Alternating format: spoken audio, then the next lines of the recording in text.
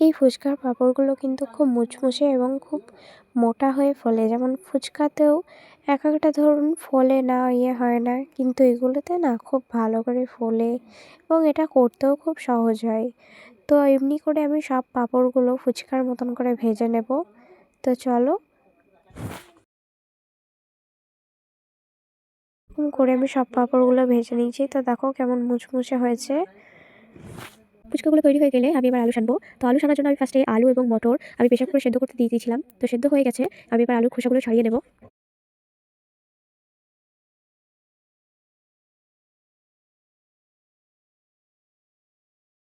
আমি আলুগুলোকে বেছে বেছে তুলে নিয়েছি। তো এবার আলুর খোসাগুলো আমি ছাড়িয়ে নেব সবগুলোর।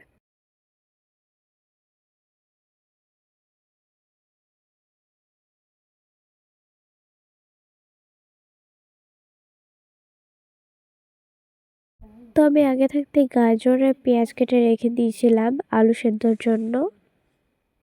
গাজর আর পেঁয়াজটা দিয়ে দিয়েছি। তো আলু যেগুলো ছিল সব আলুটা দিয়ে দিয়েছি। এবার দিয়ে দেব মটর সেদ্ধটা।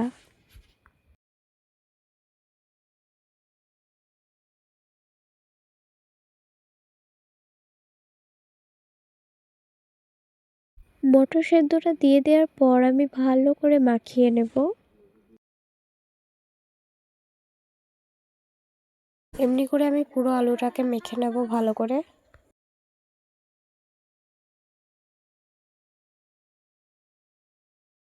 আলু সেদ্ধটা মাখানো হয়ে গেলে দিয়ে দেব লবণ এবং দিয়ে দেব লঙ্কা গুঁড়ো এবং তারপরে দিয়ে দেব গরম মশলা গুঁড়ো।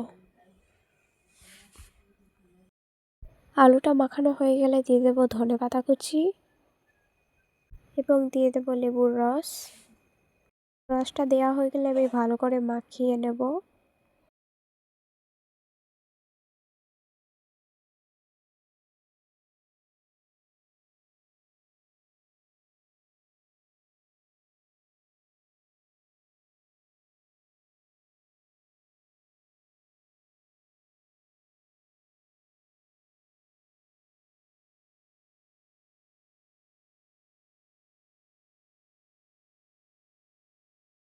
আলু সেদ্ধটা মাখা হয়ে গেলে এবার আমি করবো তেঁতুলগুলা জল।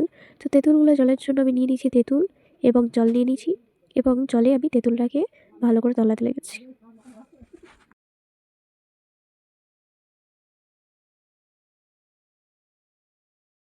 তেঁতুলগুলো হয়ে গেলে আমি তেঁতুলগুলা জলে দিয়ে দেবো জলজিরা। আমি এখানে 2 প্যাকেট জলজিরা দিয়েছি। তোমরা যতটুকু হবে ততটুকুর আন্দাজ মতন জলজিরা দেবে, ওকে।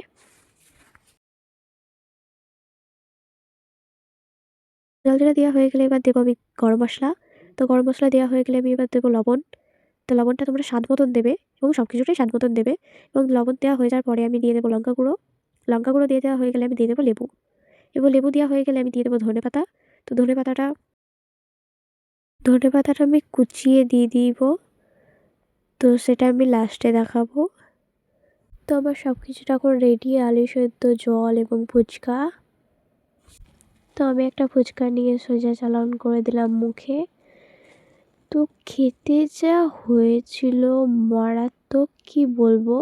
হ্যাঁ, তবে আমি একটা জিনিস তোমাদের দেখাতে ভুলে গেছি, যেমন জল গোলাটা, আলু সেদ্ধ মাখানাটা, ওটা আমার পক্ষে সম্ভব হয়ে ওঠেনি, কারণ আমি এক হাতে রান্না করছি আর এক হাতে আমি ভিডিও করছি। তো আমার ওটা সত্যি সম্ভব হয়নি। সত্যি খুব দারুণ হয়েছিল ফুচকাটা। যদি ভালো লাগে একবার ট্রাই করো।